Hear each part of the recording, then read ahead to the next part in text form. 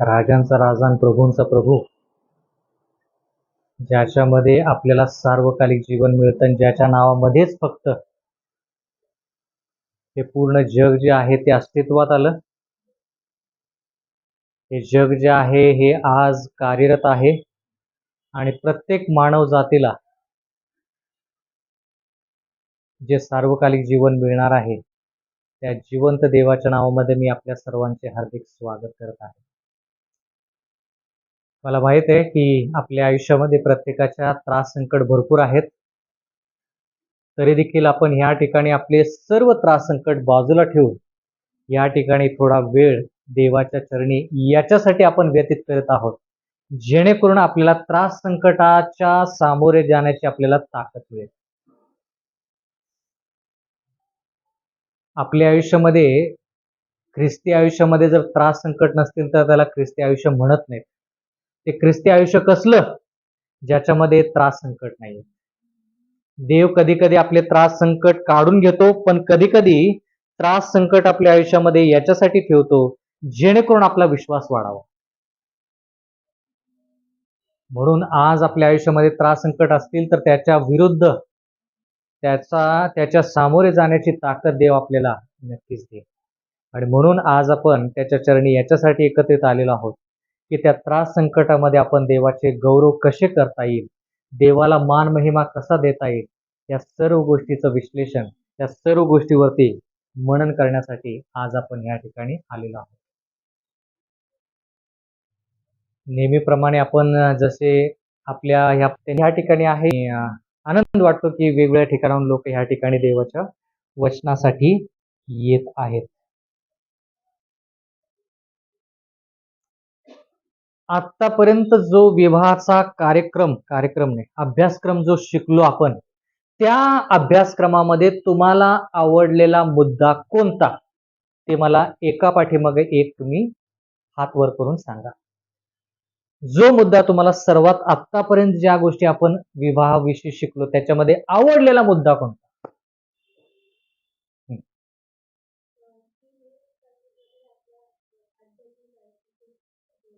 विवाह आपल्या आध्यात्मिक आयुष्यासंगती कसा जोडलेला आहे हा मुद्दा त्यांना अतिशय आवडला. म्हणजे ते म्हणतायत की विवाह आणि आध्यात्मिक जीवन वेगळं नाही. ज्याचा विवाह चांगला त्याचं आध्यात्मिक जीवन चांगलं, असं त्यांना थोडक्यात म्हणायचं. दुसरा मुद्दा जो तुम्हाला आवडला,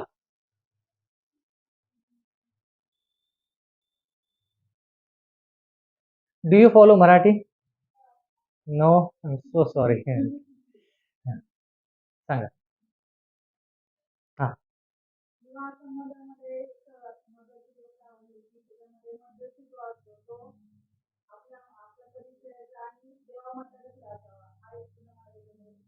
मध्यस्थी देवभिरू असावा, तो परिचयाचा असावा, असा त्यांना फार महत्वाचा मुद्दा आवडलेला आहे. बरं, बाकीच्यांना कोणतेच मुद्दे आवडले नाहीत. बरं, हा ठीक. हा, निर्णय घेताना आई वडिलांशिवाय निर्णय घ्यायचा नाही. मग ते लग्न नाही झालं तरी चालेल, पण आई वडिलांचा निर्णय नक्कीच घ्यायचा. आई वडिलांना ते नक्की सांगायचं. आई वडील होय म्हणतील, नाही म्हणतील, त्याच्यानंतर काय करायचं ते आपण शिकूया.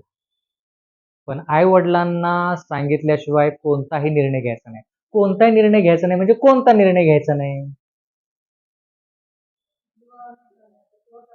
त्याच्या अगोदरचे सगळे निर्णय घेऊ शकतो का विवाहाच्या बाबतीत? म्हणजे कोणते निर्णय? नाही, आई वडिलांना विचारायचं का स्वतःची तयारी करत असताना? हा, मग कोणते निर्णय? तुम्ही सांगितलं एक मुद्दा, तो शेवटचा सांगितला की बाबा विवाह करायच्या अगोदर आई वडिलांचा सल्ला घेतलाच पाहिजे, त्याच्याशिवाय विवाह करायचाच नाही, त्याच्याशिवाय विवाह करायचाच नाही. ब्रीद वाक्य. पुढे. हा, कोणता निर्णय सांगा ना. त्याच्या अगोदर कोणते निर्णयच नव्हते का? हा, कोणते निर्णय होते त्याच्या अगोदर? हा,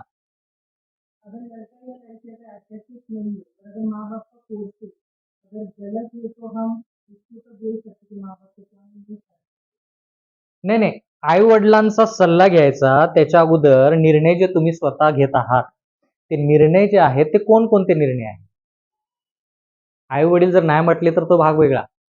आई वडील जर वय म्हटले ना आपल्या ते देवाच्या वचनानुसार नसेल तर सिस्टर म्हणाल्या की नाकार करायचा, म्हणायचं बाबा देवाच्या वचनानुसार नाही आहे, हा हा कोणाला शब्द द्यायचा नाही आईवडिलांना विचारले. कधी शब्द कोणालाही द्यायचा नाही.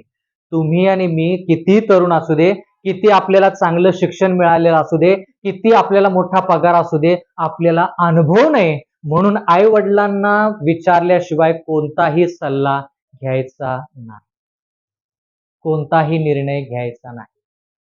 मग तो मुलगा म्हणेल आई वडिलांना सांगितलंच तर ते आई वडील नाही म्हणतील, मग तुम्ही काय म्हणता, हा बरोबर आहे.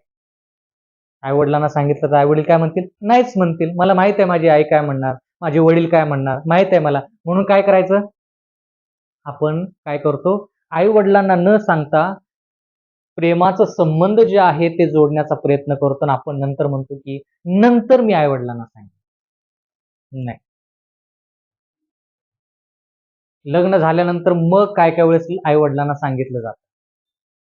काय काय वेळेस लग्न झालेलं आहे हे देखील आई वडिलांना माहित नसतं. बरोबर का तू? एवढी वाईट परिस्थिती आहे जगाची. म्हणून आपण देवाच्या वचनानुसार शिकत आहोत की विवाह जो आहे तो विवाह कसा पार पडायचा आणि देवाच्या वचनानुसार तो कसा पार पडायचा. बरं, आणखीन एक शेवटचा मुद्दा सांगा जो तुम्हाला आवडला असेल, लगेच पुढे जाऊ. बर, आध्यात्मिक जीवनाशी निगडीत आहे सार्वकालिक जीवन. म्हणजे एखादा विवाह व्यक्ती किंवा जर एखाद्या व्यक्ती संगती तुमचा विवाह झाला, जर तो व्यक्ती देवभिरू नसेल तर तुमचं सार्वकालिक जीवन चुकू शकतं. तुम्हाला सार्वकालिक जीवनापासून तुम्हाला वंचित राहू शकता तुम्ही. म्हणून योग्य व्यक्ती संगती लग्न करणं फार गरजेचं आहे. आणखी काय?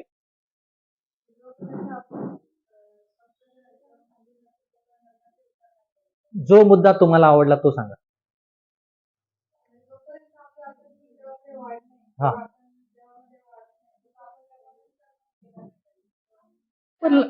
बर, ठीक आहे. मग लग्नाचा विचार कुणी करायचा, मग कोणत्या वयाच्या लोकांनी विवाहाचा लग्नाचा विचार करायचा? तुम्ही म्हणता तयारी, मग तयारी कुणी करायची? बरोबर आहे, मला अर्ध उत्तर दिलं तुम्ही. तयारी कुणी करायची मग? तयारी कुणी करायची मग?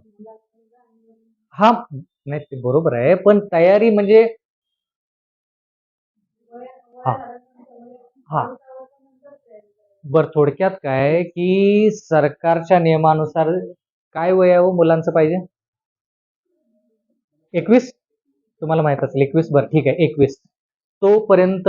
आता 21 वयामध्ये मुलगा कामाला लागतो का? जर तो शिकत असेल तर त्यानं लग्नाचा विचार करायचा नाही. शिक्षण पूर्ण झालं पाहिजे, तो कामाला असला पाहिजे, त्यानं स्वतःच्या पायावरती उभा असलेला पाहिजे, मग त्यानं लग्नाचा विचार करायला सुरुवात करायची, म्हणजे तयारी करायची. बरं, आणखी कोणता मुद्दा शेवटचा तुम्हाला आवडलेला मुद्दा? इथपर्यंत जेवढा आपण विवाहाविषयी शिकलो त्याच्यामध्ये आवडलेला मुद्दा कोणता?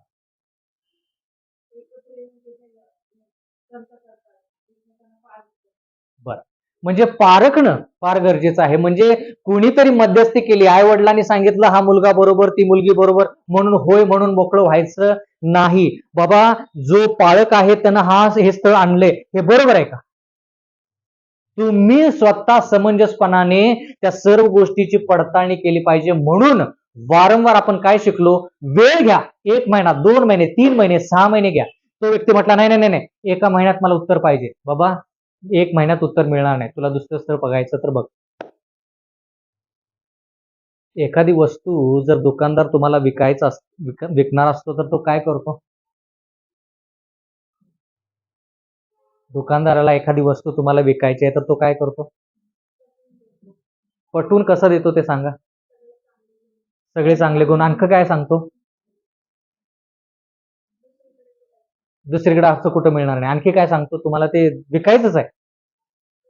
हा, फायदे काय होतील, आणखी काय सांगतो? बर, दुसरीकडे महाग आहे इथं स्वस्तात आहे, आणखी काय सांगतो दुकानदार? हा, वॉरंटी. बर, आणखी काय? शाश्वती, आणखी काय? बर ठीक आहे, आणखी काय? सवलत, आणखी काय? ठीक आहे, मी इथंच आहे, कुठेही जाणार नाही, तुम्ही कधीही या. बरं, आणखी काय? बरोबर आहे, सगळी उत्तर बरोबर आहे. आणखी काय? बरोबर आहे. दुकानदार तुम्हाला एखादी गोष्ट विकण्यासाठी एक महत्वाचा विषय मांडतो, त्यामध्ये तुम्ही बाकीच्या सर्व गोष्टीमध्ये जर फसला नाही ना, त्या गोष्टीमध्ये तुम्हाला वाटतं आता काय करू, घेतलंच पाहिजे असं वाटतं. एक मुद्दा.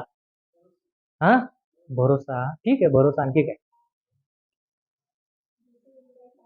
हा, म्हणजे थोडक्यात काय की बाबा ही वस्तू एकच आहे, ह्याच्यानंतर ही वस्तू मिळणार नाही, 6 महिने ही वस्तू मिळणार नाही, लवकरात लवकर काय करा, खरेदी करा, नंतर ही वस्तू तुम्हाला मिळणार नाही. मग आपण काय म्हणतो, अरे ही वस्तू नंतर मिळणार नाही मला.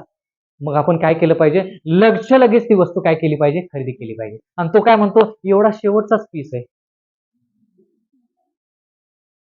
ठरलेलं वाक्य. मग तुम्ही ते खरेदी करून जाता, दुसऱ्या दिवशी बघता भरपूर पीसेस असतात, बरोबर का? म्हणून घाई गडबड लग्नाच्या बाबतीत करायची नाही. ती गोष्ट तुम्हाला आवडली नाही तर तुम्ही ते दुसऱ्याला देऊ शकता, शेजाऱ्याला.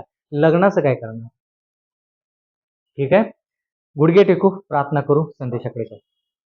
स्वर्गातील महान सेनाधीश परमेश्वर देवा, लीन नम्र अंतकरणाने आम्ही तुमच्याकडे आलेलो आहोत. कळकळीनं प्रार्थना करत आहोत, अंतकरणातून प्रार्थना करत आहोत की जो विषय आमच्या सर्वांसाठी इतका महत्वाचा आहे, सार्वकालिक जीवनाच्या नंतरचा निर्णय जर असेल तर तो विवाहाचा निर्णय आहे. या विवाहाच्या निर्णयामध्ये खूप लोक पूर्ण आयुष्य त्यांचं उद्ध्वस्त झालेलं आहे, काहींचं आयुष्य फार आशीर्वादित झालेलं आहे. म्हणून विनंती करत आहोत की तुमची वचनं जे आहेत, तो तुमचा आवाज आहे, तो आवाज आमच्या अंतकरणामध्ये पोहोचू दे. आज आमच्यापैकी खूप असे बंधू भगिनीने आहेत जे खिन्न मनाने, दुःखी अंतकरणाने ह्या ठिकाणी बसलेले आहेत, या आशेने की आजच्या वचनाद्वारे त्यांच्या आयुष्यामध्ये नवसंजीवनी, नवजीवन, चैतन्य उत्पन्न होईल आणि आशीर्वादाने ते ह्या ठिकाणाहून भरून जातील. विनंती करत आहोत की त्यांना निराश होऊ देऊ नका. प्रार्थना करत आहोत की प्रत्येक विचार जो ह्या ठिकाणी मांडला जाईल तो आमच्या आध्यात्मिक वाढीसाठी असावा, त्याद्वारे आमची आध्यात्मिक पातळीमध्ये वाढ व्हावी आणि तुमचंच ह्या ठिकाणी गौरव होऊ दे, तुम्हालाच मान महिमा मिळू दे. प्रार्थना विनंती करत आहोत, आमच्या पापांची चुकाची दैनंदिन कृपेने क्षमा करा. जे चुकीचे विचार आमचे विवाह आणि कुटुंबाच्या बाबतीत आहेत ते काढून आम्ही सर्वस्व पूर्णपणे तुमच्या अधीन स्वाधीन व्हावं, जेणेकरून तुमचे विचार आमच्या अंतकरणामध्ये येतील आणि त्याद्वारे आमच्या आयुष्यामध्ये बदल घडून येईल. तिथून पुढची वेळ सर्वस्व तुमच्या अधीन स्वाधीन करून नम्र प्रार्थना येशूच्या नावे मागतो, म्हणून तुम्ही ऐका.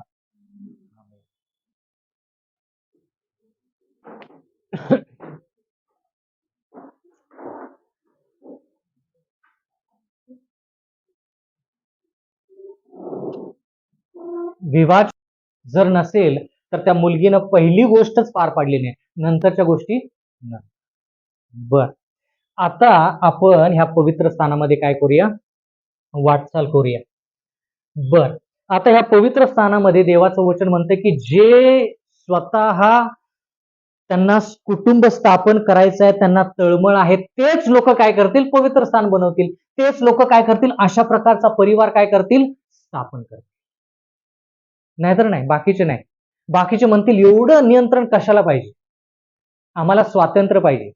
मग स्वातंत्र्य म्हटलं, कुंपण गेलं की मग इथून प्रवेश करेल तुमच्या कुटुंबामध्ये, कुंपण नाही म्हटल्यानंतर इथून प्रवेश करेल, इथून इथून इथून इथून इथून. देव काय म्हणतो, पवित्र स्थानाला किती मार्ग आहेत? येशू ख्रिस्तच या मार्गावरती पाहिजे. येशू ख्रिस्तालाच तुम्ही विचारायचं, ह्या माझ्या परिवारामध्ये कोण येऊ शकतं ते तुम्हाला सांग. मग तुमचे आई वडील तुमच्यासाठी मुलगा शोधत असतील, मग त्या आई वडिलांनी म्हणायचं की देवा, ह्या मार्गातून एकच मार्ग आहे माझ्या परिवारामध्ये येण्यासाठी, त्या मार्गामध्ये तो मुलगा कोण आहे, तो मुलगा योग्य, तो मुलगा मला सांग. त्याच मुलग्यानं ह्या माझ्या परिवारामध्ये प्रवेश करायचा, दुसऱ्या कोणत्याही मुलग्यानं किंवा मग कोणत्याही मुलगीनं प्रवेश करायचा. एकच मार्ग ठेवा आणि तो म्हणजे येशू. आता त्या पवित्र स्थानामध्ये आणखी कोणकोणत्या गोष्टी आहेत ते बघूया आणि मग आपण पुढे जाऊ. बर, हे जे आहे हे पवित्र स्थान आहे. बर, आता निर्गमनाचा 27 अध्याय 9 वचन.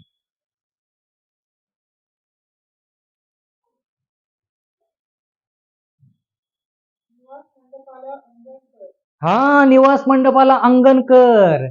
किती जणांच्या घराच्या समोर अंगण आहे? अंगण आहे, अंगण आहे थोडं पुढं, त्या घराच्या समोर थोडं अंगण आहे. बरं, आता फ्लॅट सिस्टम आहे, त्याच्या पुढे अंगण आहे, त्यांच्या घरासमोर पण आहे, फ्लॅट सिस्टम मध्ये आहे, घराच्या समोर अंगण आहे. बरं अंगण, बरं अंगणामध्ये काय, बरं पुढे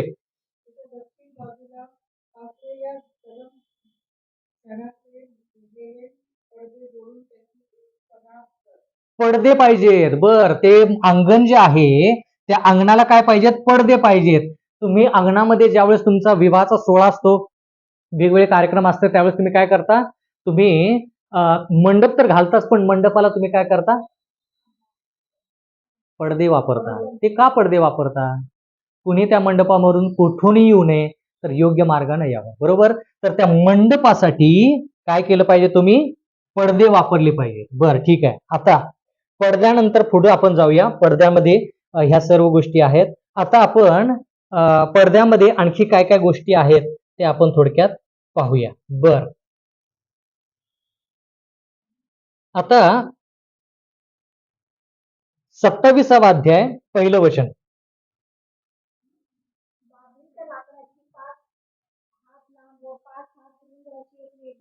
वेदी. आता हे पडदे वगैरे लावल्यानंतर देवाचं वचन म्हणते की त्या ठिकाणी काय करायचे, एक वेदी बनवायची. बर का. आता याच्याविषयी सखोल आपण अभ्यास कुठल्या तरी वेगळ्या विषयामध्ये घेणार आहोत. फक्त कोणकोणत्या गोष्टी आहेत ते आपण बघूया. वेदी. बर, वेदीच्या नंतर पुढे काय आहे, 30वा अध्याय आणि 17 वचन. वचन लिहून घ्या, महत्वाची वचन आहेत. 30वा अध्याय 17 वचन.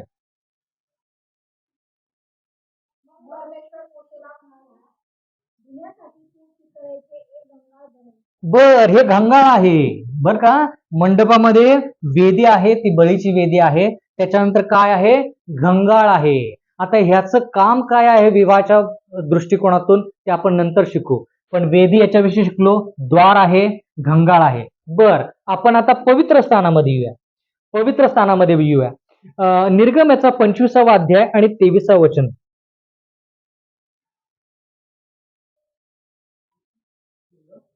25वा अध्याय 23वा वचन. हा, बाभळीच्या लाकडाचा एक मेज. मग आता पवित्र स्थानामध्ये बाभळीच्या लाकडाचा हा मेज आहे, त्याच्यावरती भाकरी ठेवली जायची. हा काय आहे, मेज आहे. बर, पुढे 30वा वचन.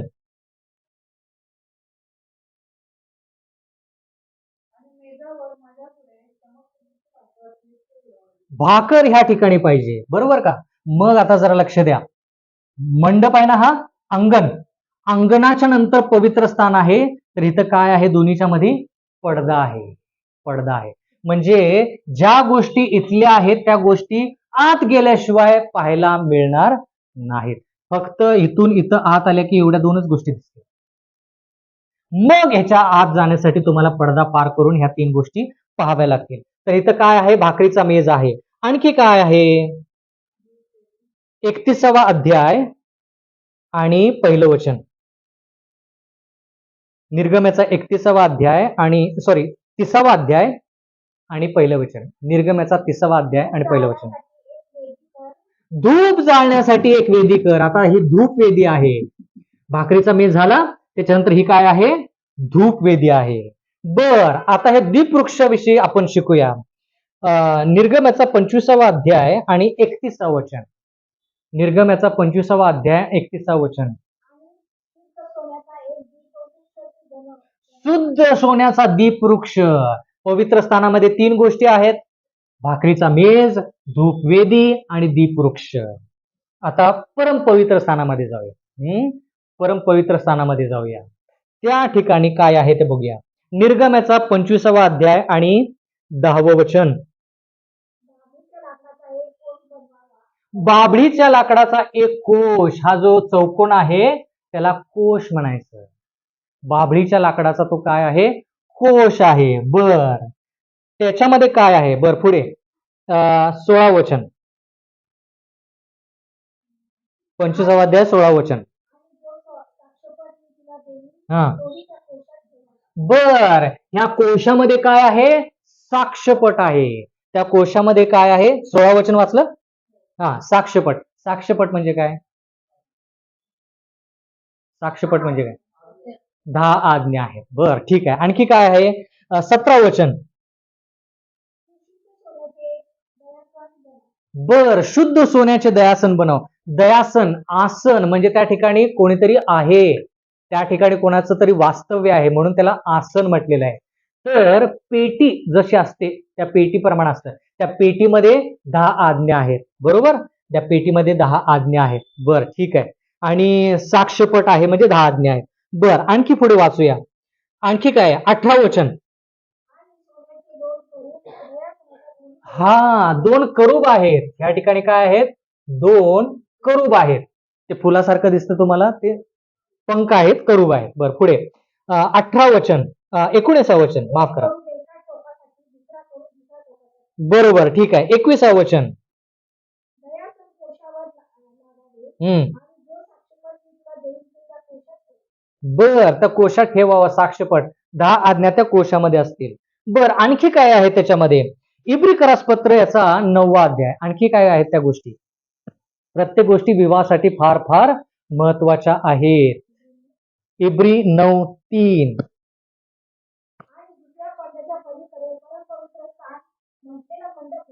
परम पवित्र स्थान, हे परम पवित्र स्थानामधल्या गोष्टी आहेत. बर, काय आहेत? 4थं वचन.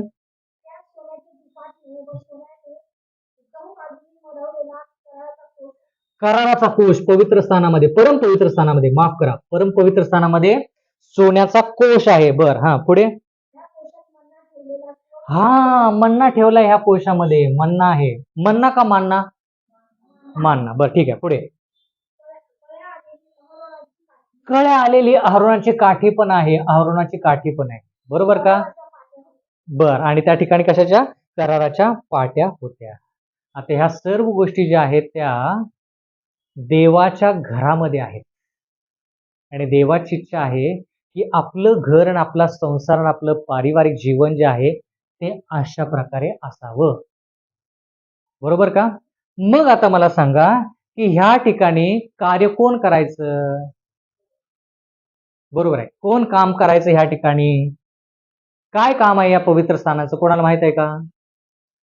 जर एखाद्या व्यक्तीनं पाप केलं तर तो काय करायचा? ह्या ठिकाणी यायचा आणि त्या बकऱ्यावरती डोक्यावरती हात ठेवून पापाची कबुली करायचा. मग ते बकरं वधलं जायचं, बळीच्या वेदीवरती वधलं जायचं. आणि मग कोण ते रक्त घेऊन आत जायचा? याजक आत जायचा. तर काय करायचं? रक्त घेऊन तो याजक आतमध्ये जायचा. कोणाला माहित आहे या ठिकाणी की याजक कोणता कुठपर्यंत जायचा?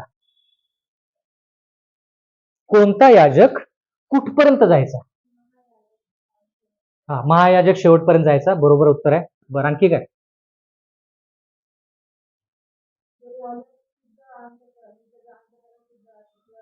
बरोबर, ठीक आहे, ठीक आहे, ते कळालं, उत्तर आलं ते. आणखी काय? एकच याजक होता का? बर, दुसरा एक याजक होता. एक याजक आणि दुसरा महायाजक.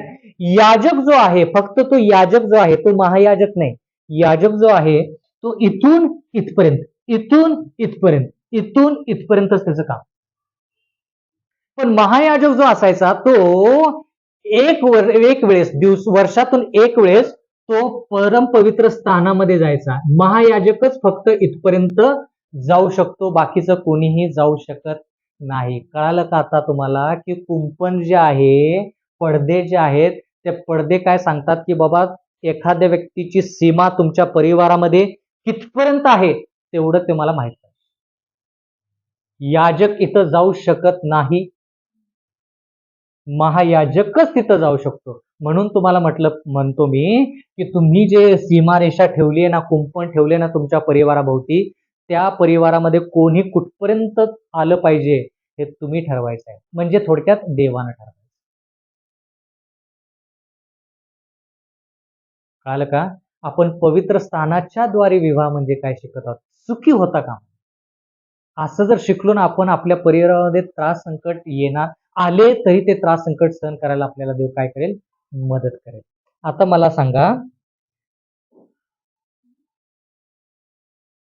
पहिले योहानाचा 4था अध्याय आणि 8वं वचन.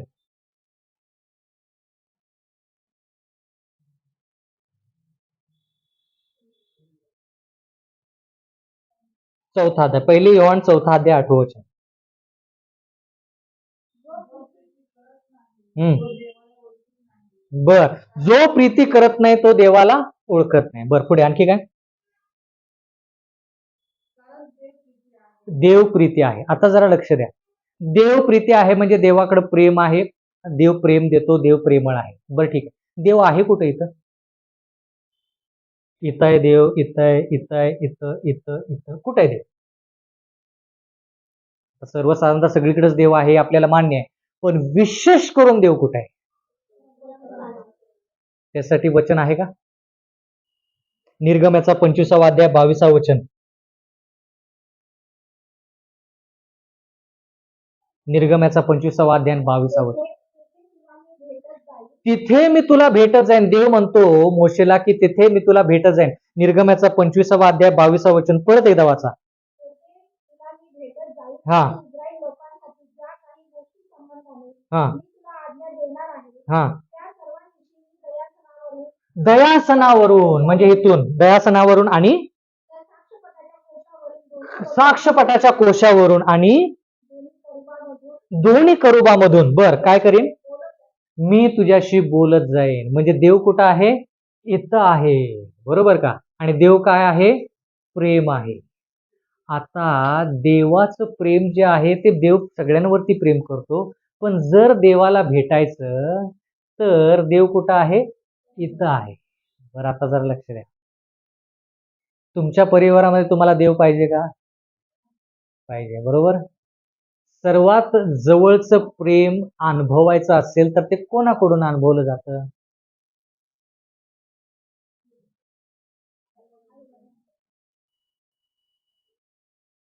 प्रश्न फिरवून जरी विचारला तर लगेच गोंधळ उडतो. सर्वात जवळचं प्रेम तुम्हाला कोणाकडून मिळेल? पती पत्नी. आणि देव काय आहे? प्रेम आहे. म्हणजे पती पत्नीचं प्रेम जे आहे ते कोणाकडून येतं? देवाकडून येतं. मग देव जर इथं आहे तर पती पत्नी कुठं पाहिजेत? उत्तर द्या. प्रश्न संपला. आज थांबूया इथे. कुठे आहेत पती पत्नी मग? जिथं देव तिथंच प्रेम, आणि जिथं प्रेम तिथंच पती पत्नी पाहिजेत. मग त्या पती पत्नीपर्यंत पोहोचण्याच्या अगोदर एखाद्या जगिक माणसाला काय करावं लागेल? इथून इथं, इथून इथं, इथून इथं, इथून इथं, आणि मग पती पत्नीला भेटावं लागेल. त्यांच्या आयुष्यामध्ये यावं लागेल.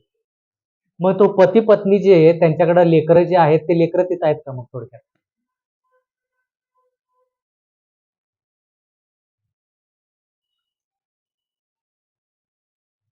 तिथं मित्र आहेत का? मित्र कुठे पाहिजेत? इथं फक्त पती आणि पत्नी.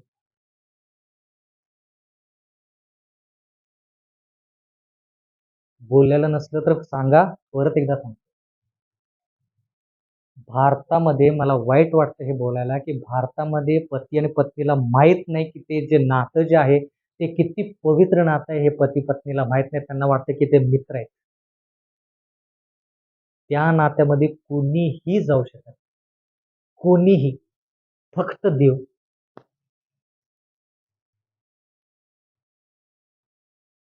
कारण की तो अनुभव जो आहे ना पती आणि पत्नीमध्ये, जो मलाही माहित नाही काय आहे, माझं लग्न झालेलं नाही अजून, तो अनुभव जो आहे तो अनुभव फक्त त्या लोकांनाच कळतो ज्यांचा विवाह झाला. म्हणून तुम्हाला माहित पाहिजे की लेकरांना कुठे ठेवायचं, सासू सासऱ्यांना कुठे ठेवायचं, आई वडिलांना कुठे ठेवायचं, तुमचे मंडळीतले लोक कुठं पाहिजेत, तुमचे नातेवाईक कुठं पाहिजेत, तुमचे मित्रमंडळी कुठं पाहिजेत, समाज कुठं पाहिजे, माहित पाहिजे. कोणी हा पडदा ओलांडून येता कामा.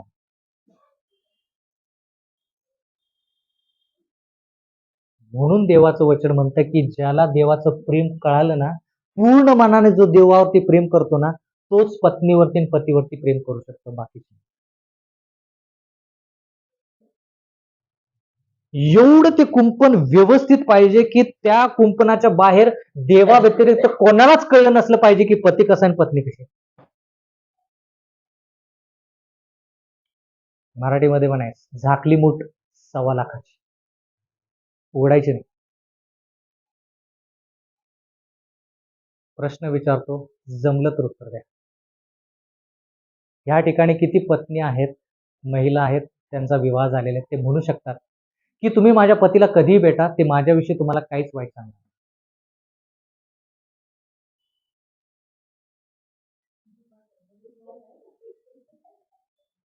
किती पती आहेत या ठिकाणी जे म्हणू शकतात की तुम्ही माझ्या पत्नीला कधीही भेटा, काहीही करा, ती माझ्याविषयी कधीच वाईट सांगणार नाही.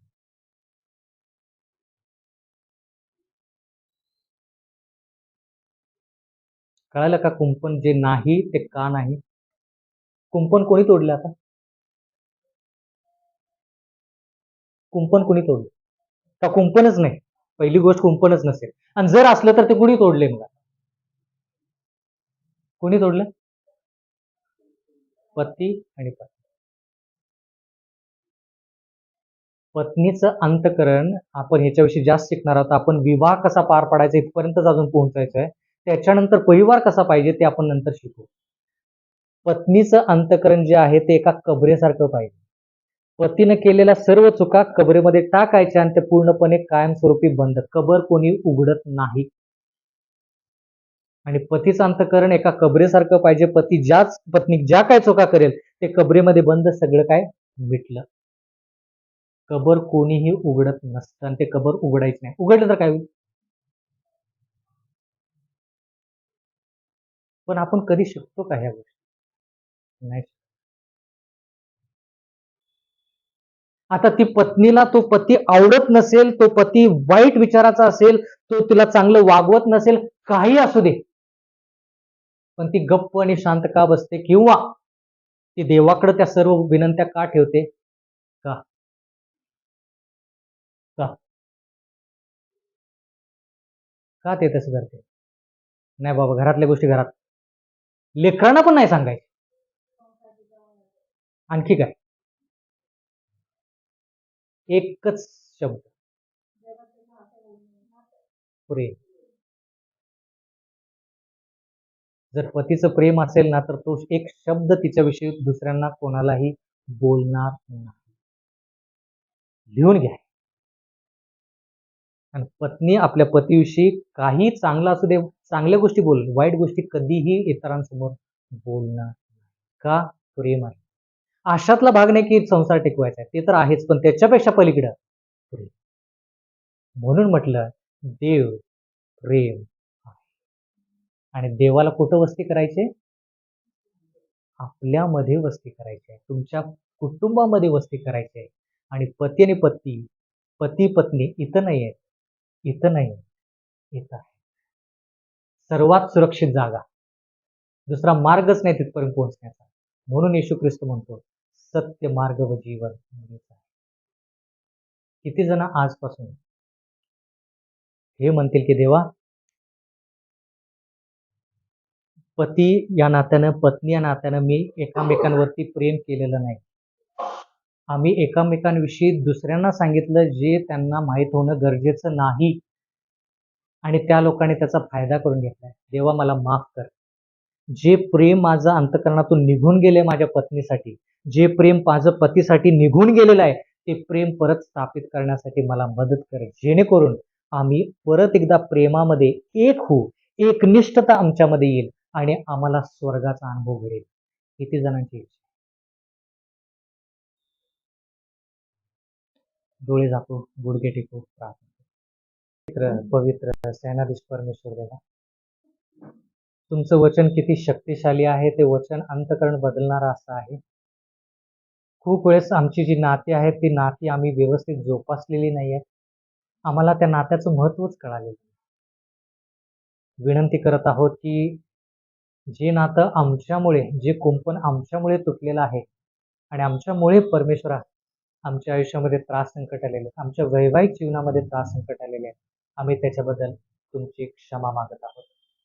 प्रार्थना विनंती करत आहोत की ते कुंपण परत एकदा बांधण्यासाठी, ज्याच्यामध्ये कुणीही सैतानाने, तर लोकांनी कुणीही शिरकाव करू नये, त्यामध्ये फक्त प्रेम उंचावलं जावं, त्यामध्ये फक्त ख्रिस्त उंचावला जावा, अशा प्रकारचं प्रेम पती आणि पत्नीमध्ये यावं म्हणून कळकळीची नागराची विनंती करतो. या जगामध्ये खूप असे कुटुंब आहेत जे विभक्त झालेले आहेत. एका छताखाली आहेत पण एकत्र नाही आहेत. जगासाठी ते एकत्र राहतात पण एकामेकांसाठी ते विभक्त झालेले आहेत, घटस्फोटीत आहेत, असं ते आयुष्य जगत आहे. विनंती करत आहोत पुन्हा एक वार, आणखीन एक वार त्यांच्या अंतःकरणामध्ये एकामेकांविषयीचं प्रेम जे आहे ते पुन्हा स्थापित व्हावं, जेणेकरून त्या प्रेमाद्वारे ते एक होतील, त्यांचे विचार एक होतील, त्यांच्या भावना आणि त्यांचे निर्णय आयुष्यामध्ये एक असतील आणि त्या ठिकाणी तुमचं नाव उंचावलं जाईल. या विवाहाच्या विषयी शिकत असताना, परिवाराविषयी शिकत असताना प्रार्थना विनंती करत आहोत की आमच्या आयुष्यामध्ये बदल घडून येऊ दे. कारण की जर आमच्या आयुष्यामध्ये संजीवनी घडून यायची असेल तर ती संजीवनी कुटुंबामधूनच घडून येईल. कुटुंबासारखी चांगली जागा, कुटुंबासारखी सर्वोत्तम जागा आमच्या संजीवनीसाठी आणि आमच्या आध्यात्मिक वाढीसाठी दुसरी कोणतीच नाही. प्रत्येकाच्या अंतःकरणासाठी बोला.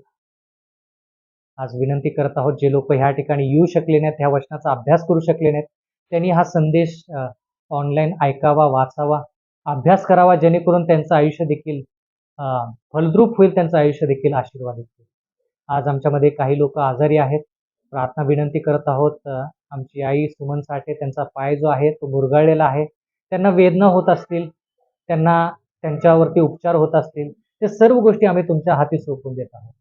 तसंच आमची बहीण सारिका, त्यांच्यासाठी मागत आहोत. त्यांना देखील उपचार त्यांच्यावरती होत आहे. त्यांना तुम्ही लवकरात लवकर बरं करा.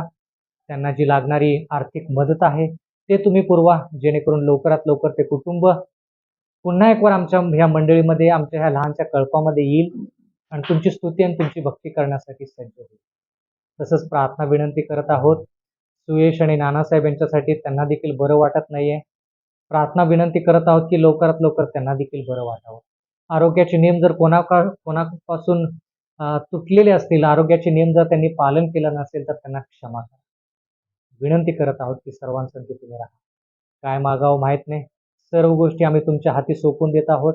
इतर प्रार्थना असतील, वेगवेगळ्या प्रार्थना ज्याच्या विषयी मी विसरलो असेल, विनंती करत आहोत की त्या प्रार्थनेचं उत्तर तुमच्या वेळेनुसार, तुमच्या इच्छानुसार आणि तुमच्या नावामध्ये पूर्ण होईल. इथून पुढची वेळ आमचं सर्वस्व आणि विशेष करून जे कुटुंब तुम्ही स्थापन केलेलं आहे ते प्रत्येक कुटुंब तुमच्या अधीन आणि स्वाधीन करून ही नम्र प्रार्थना धन्य तारणारा जिवंत देव येशू ख्रिस्त याच्या प्रिय आणि गोड नावात मागतो, म्हणून तुम्ही ऐका.